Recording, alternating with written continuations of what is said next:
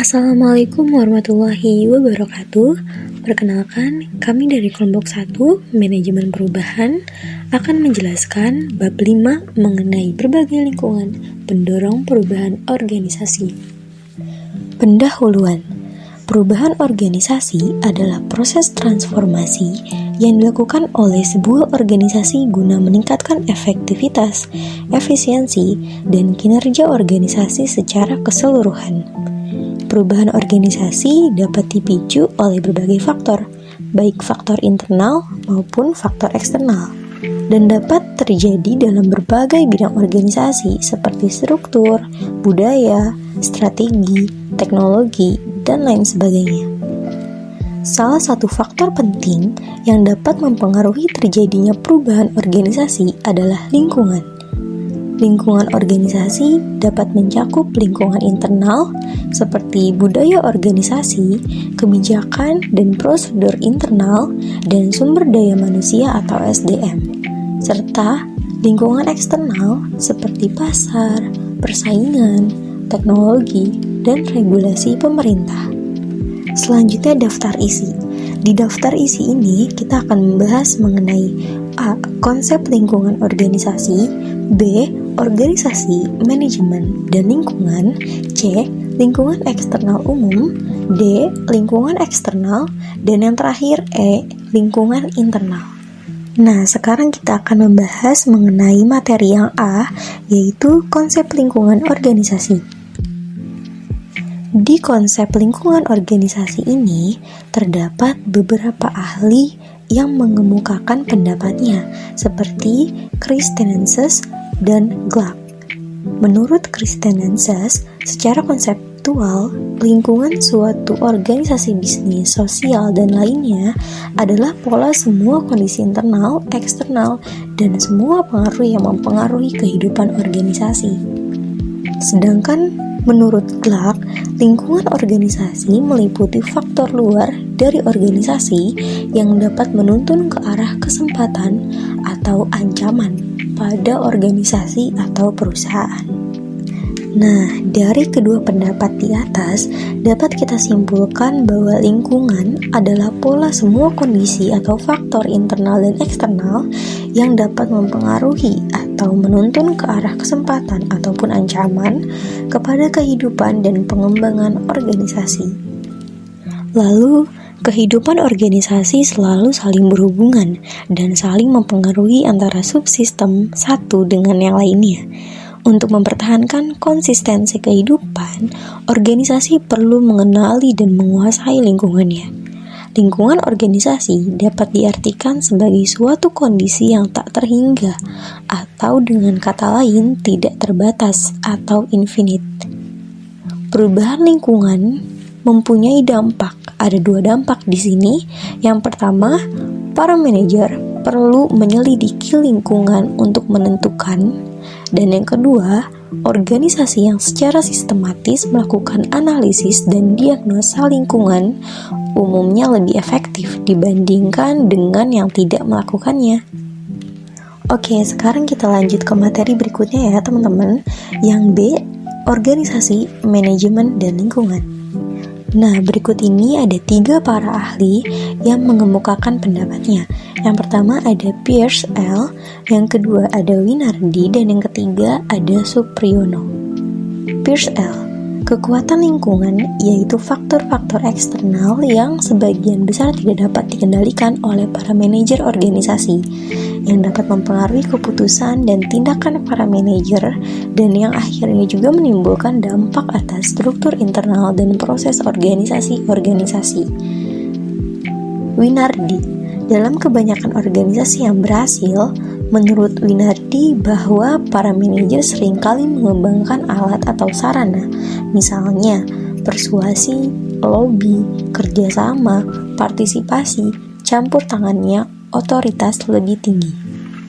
Dan yang terakhir, melalui kerangka dasar sistem, orang memberikan perhatian pada kekuatan lingkungan yang menimbulkan dampak atas keputusan para manajer.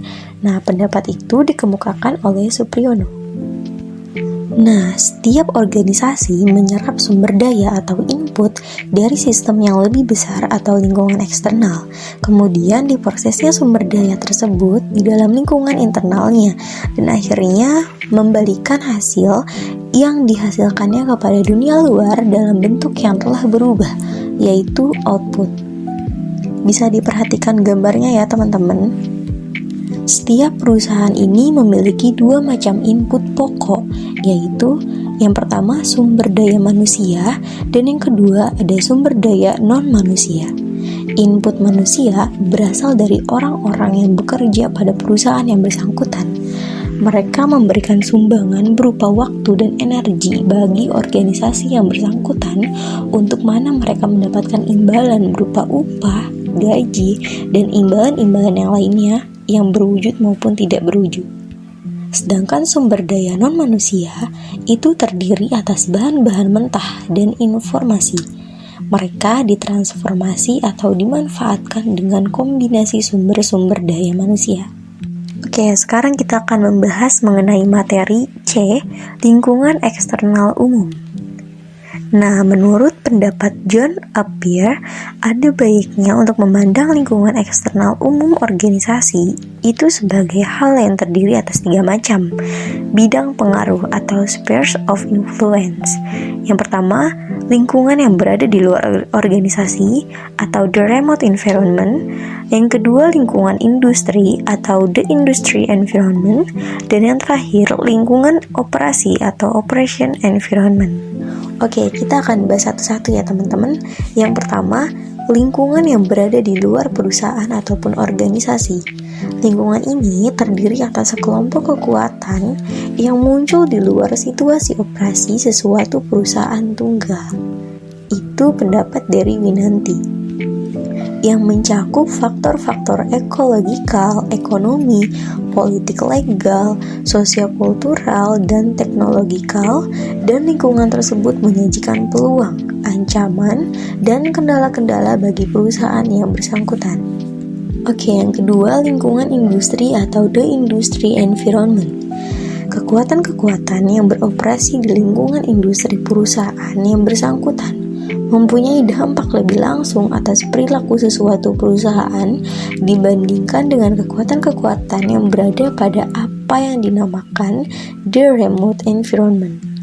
Dalam kaitan ini, istilah industri berhubungan dengan perusahaan-perusahaan yang menghasilkan produk atau yang menyelenggarakan jasa-jasa yang merupakan barang substitusi dekat satu sama lain.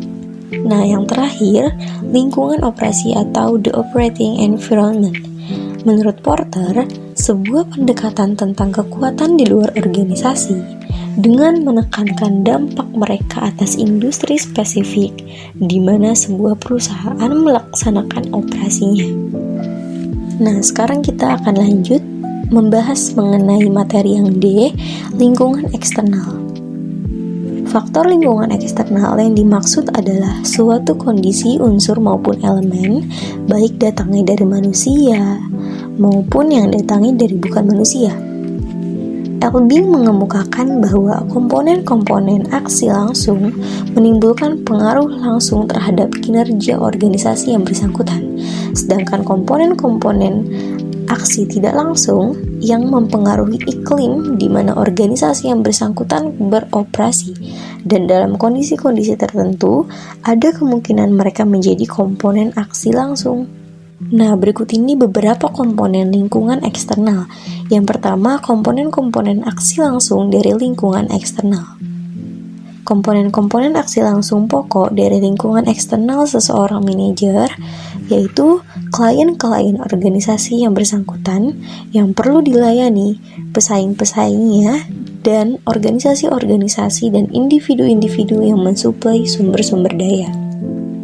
Nah, yang kedua, komponen-komponen aksi tidak langsung dari lingkungan eksternal. Contohnya, yang pertama, organisasi-organisasi luar dapat menimbulkan pengaruh langsung terhadap sesuatu organisasi atau pengaruh tidak langsung melalui sebuah komponen aksi langsung.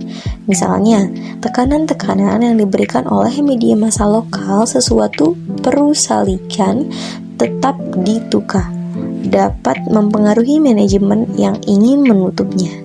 Dan yang kedua, komponen-komponen aksi tidak langsung tertentu dapat mempengaruhi iklim di mana organisasi tertentu harus berfungsi.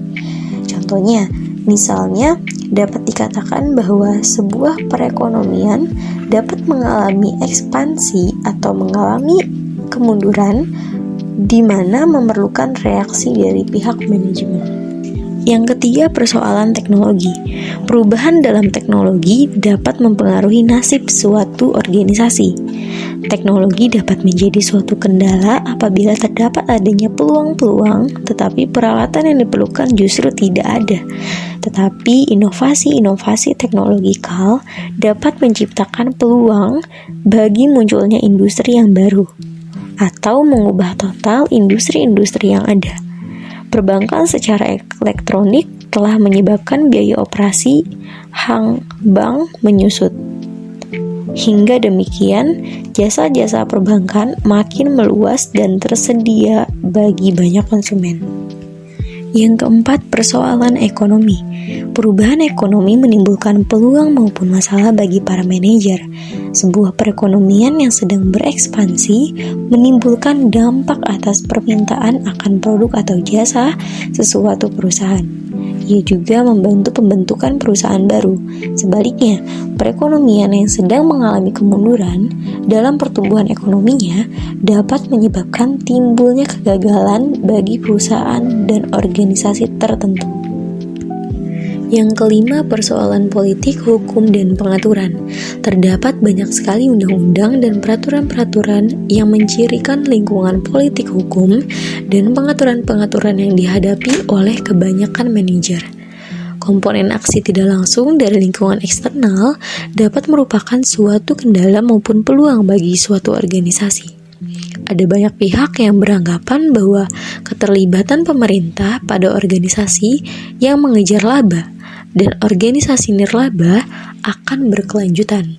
Hal tersebut dapat diekspektasi karena makin banyak anggota masyarakat meminta agar pemerintah melindungi konsumen, melestarikan lingkungan, dan menghentikan aneka macam tindakan diskriminatif dalam bidang kesempatan kerja, pendidikan, dan perumahan.